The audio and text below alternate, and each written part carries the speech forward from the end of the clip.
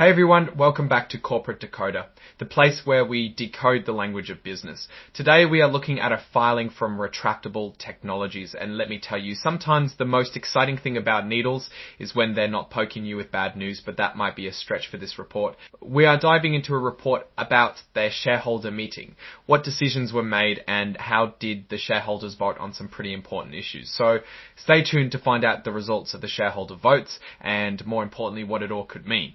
Before we get started, if you appreciate getting straight insights from corporate filings, make sure you're subscribed. We also have a Discord community linked in the description below, so come join us. First up, let's talk about the shareholder meeting held back in May. It was a virtual meeting, which is pretty common nowadays, and the main item on the agenda was voting on important company matters. Remember that abstentions, or when people choose not to vote, don't count towards the yes votes, and broker non-votes, where brokers don't vote on behalf of their clients, aren't counted at all. The big item was electing 3 directors to the board. All the directors nominated got the thumbs up from the shareholders. This means the company's leadership structure is staying consistent for now. Basically, the people the company wanted in charge got the votes to stay in charge. Looking at the numbers, Marco Latarda got 20 million votes for, with about 844,000 votes withheld. Darren Findlay had over 20.4 million votes for. And Amy Muck also had a similar number, over 24 million votes for. Not many votes were withheld from them, so this is a clear sign of support for these directors. Next up was an advisory vote on executive compensation. This is where shareholders get to voice their opinion on how the top executives are being paid. It's non-binding, which means the company doesn't have to follow the vote, but it's a good way to gauge shareholder sentiment. The shareholders approved the executive compensation with over 20.2 million votes for, about 700,000 against, and roughly 43,000 abstaining. So while there was some opposition, the majority agreed with the compensation packages. Finally, there was a vote on how often these executive compensation votes should happen in the future. Shareholders got to choose between every 1 year, 2 years, or 3 years. The winner was every 3 years with over 18.4 million votes. 1 year only got about 2.4 million votes, and 2 years got a little over 22,000 votes. This means that Retractable Technologies won't have to hold this particular vote again for another 3 years.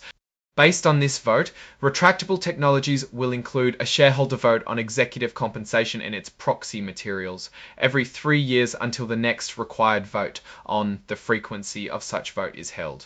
This means the company now has some breathing room before needing to revisit this topic with shareholders.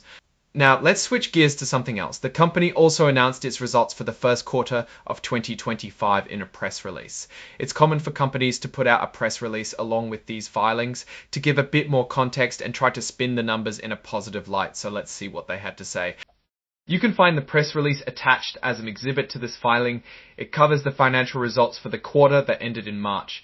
These releases often highlight key achievements or challenges the company faced during that period. Unfortunately, the actual press release is not included in this filing, so there is not much to be said about it. Overall, the shareholder meeting seemed pretty standard. Directors were elected, executive compensation was approved, and a decision was made on how often to hold these votes in the future. It all seems like the shareholders are mostly aligned with the company's plans. Now, looking at these results more broadly, it's hard to say what Retractable Technologies is doing well or poorly based on this document alone.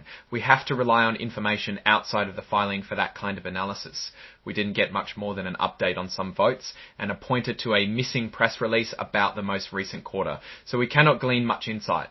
If you wanted to know a bit more, you'd have to dig into those quarterly financials to see how the company is actually performing, but alas, those details are for another time, another filing. Alright, that's our breakdown of Retractable Technologies' latest filing. What's your take on these votes and what they might signal for the company's future? Drop your thoughts in the comments. If this analysis was valuable, hitting that like button really helps, and subscribe for more deep dives. Don't forget to check out the Discord in the description. Thanks for watching. See you next time.